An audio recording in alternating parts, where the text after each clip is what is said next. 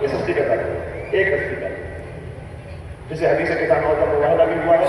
میں بات کو اس لیے اس طرف لے کر آ گیا کہ نبی ہجری کا واقعہ ہے، اور نبی ہجری ہی میں مباہرہ پر حضور جا رہے تھے، اس سے پہلے حضور نے چادر میں لیا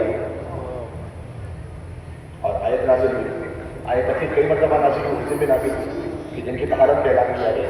اس سے پہلے بھی نازل ہو چکی تھی لیکن اس دن بھی نازل ہوئی.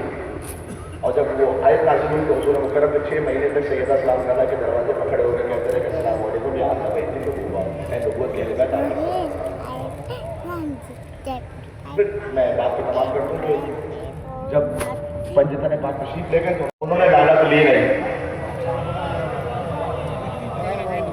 ایک سوال پوچھ رہا ہوں، اللہ کی طرف سے لعنت آئی تھی، انہوں نے قبول نہیں کیا، کہا کہ ہم تو کبھی نہیں رہے گا. پتہ ہے پہنچے گی کہاں؟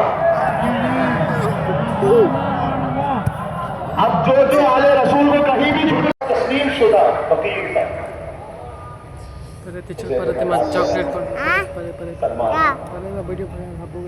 جب وہ خندق گودی بھی گئی تھی نا تو اتنی محنت سے گودی گئی کہ مہاجرین کہہ رہے تھے کہ ہم نے زیادہ خندق گودی اور انصار کہہ رہے تھے ہم نے زیادہ خندق گودی.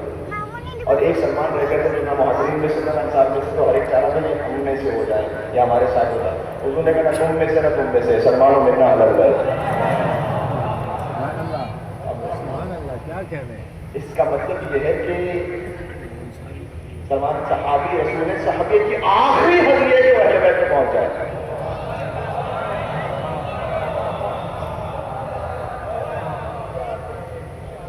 کہ ان کے گھر کا کوئی فقیر بن جائے. ایک شہر ہے آخن جرمنی کا، میں نے کہا ان کے گھر کا فقیر. آج سے تقریباً کچھ دہائیوں پہلے کی بات ہے، زیادہ پرانی بات نہیں. ایک آغا جعفر مجتہدی ہوتے تھے، بہت ہی جید عالم دین، اور ان کے لیے مختلف مناظر کی قواعد ہے کہ صاحب کرامات ہیں. ان کے ایک خاص شاگرد تھے جن کا نام تھا سید مہدی. وہ کہتے ہیں کہ میں انجینئرنگ پڑھنے کے لیے ایران سے گیا تھا جرمنی. رخا ہے چھوٹا سا، اور اس رخے کو میں نے دیکھا تو اس میں لکھا ہوا تھا کہ میں جعفر آغا مجتہدی ہوں اور جرمنی کا فلاں ایک علاقہ ہے آخر اس مقام پر پہنچو. تو کہتے میں بڑا تعجب میں آیا کہ میں تو ایران چھوڑ کر آیا تھا، یہ یہاں کیا کر رہے ہیں. بہرحال میں جب وہاں پہنچا تو میں نے دیکھا کہ چوٹی ہے بلندی ہے. وہاں پر گیا تو دیکھا کہ آغا جعفر مجتہدی موجود ہے اور ایک بوڑھی خاتون جو زاروں پتہ رو رہی ہے. اس کا ایک جوان بیٹا جو بستر پر سیدھا بیٹھا ہوا ہے. وظیفہ بتا رہا ہوں پھر آپ کو. میں نے اس بوڑھی خاتون سے کہا کہ آغا جعفر مجتہدی میں آپ کے گھر کے باہر ہے، آپ یہاں بیٹھے ہیں، آپ کا بیٹا یہاں بستر پہ بیٹھا ہوا ہے، کیا ماجرا ہے؟ اس نے کہا کہ میرے شوہر کا انتقال ہو گیا اور ہم کرسچن ہیں. میرے شوہر کا انتقال ہو گیا اور 2-3 دن بعد ڈائگنوز ہوا کہ میرے بیٹے کو کینسر ہے اور اب میرا بیٹا بھی 6 مہینے میں مر جائے گا. تو میری تو دنیا ہی اجڑ گئی. یہاں تک کہ میرے بیٹے کی ایسی حالت ہو گئی کہ بستر پہ پڑا رہتا ہے، تکلیف سے کراہتا رہتا تھا. کہ ایک مرتبہ میں نے ہزاروں ٹکا رو کر اپنے بیٹے کے پاس بستر پہ بیٹھ کر اس کو پکڑ کر میں نے کہا کہ اے بی بی مریم، کرسچن تھی، اے بی بی مریم میرے بیٹے کو شفا عطا کرے، اس لیے کہ میرا ایک واحد آخری آسرا ہے. کہتے میں پکار رہی تھی رو رو کر کہ میں نے دیکھا کہ جیسے دفتر ایک مکاشفہ ہوگا اور ایک خاتون مجھ سے مخاطب ہے اور وہ کہتی ہیں کہ میں ہوں مریم، لیکن اس وقت میں شفا نہیں دے سکتی تمہارے بچے کو. تو کہتے ہیں میں نے ان سے کہا کہ آپ کیسے شفا نہیں دے سکتی، آپ کا بیٹا تو مردوں کو زندہ کر دیتا تھا. کہ اس لیے کہ اس وقت ولایت کسی اور کے ہاتھ میں ہے،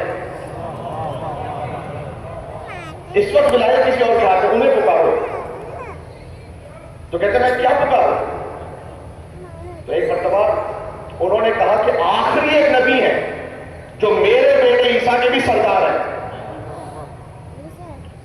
اور ان کی ایک بیٹی ہے کہ جو مجھ سے افضل ہے اور میں ان کی کنیز ہوں، اور ان کے آخری بیٹے حجت ہیں جو اس وقت زندہ ہے کہ میرے بیٹے ان کے پیچھے نماز پڑھیں گے.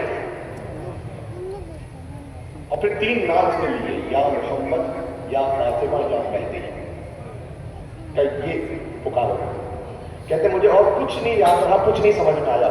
بس میں گڑ گڑا کر کہنے لگی یا محمد یا فاطمہ یا مہدی، یا محمد یا فاطمہ یا مہدی.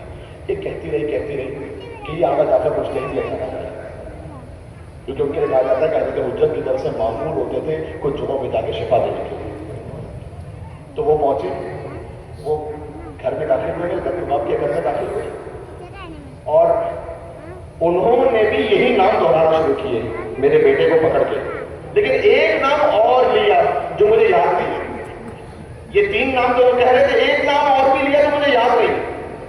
بس وہ لیا انہوں نے نام، اور میرا بیٹا ایسا لگا بالکل پسینے میں بھیگ رہا ہے اور شفا مل کو سیدھا ہو کے بیٹھ گیا. تو اگر اسے یہ کہتے ہیں کہ فوراً کیا جاتا ہوں کہ آپ نے 3 نام تو مجھے سمجھ میں آ گئے، یہ اس میں آزم ہے، یہ وظیفہ ہے، یہ چوتھا نام کون سا لیا؟ انہوں نے کہا ایک یا علی کہہ کے اسے اٹھا دیا تھا بستر سے، یا محمد یا علی یا فاطمہ یا مہدی. کہتے میں نے یہ کہا یہ وظیفہ نام نعرہ لگانا ہے. تو ایسے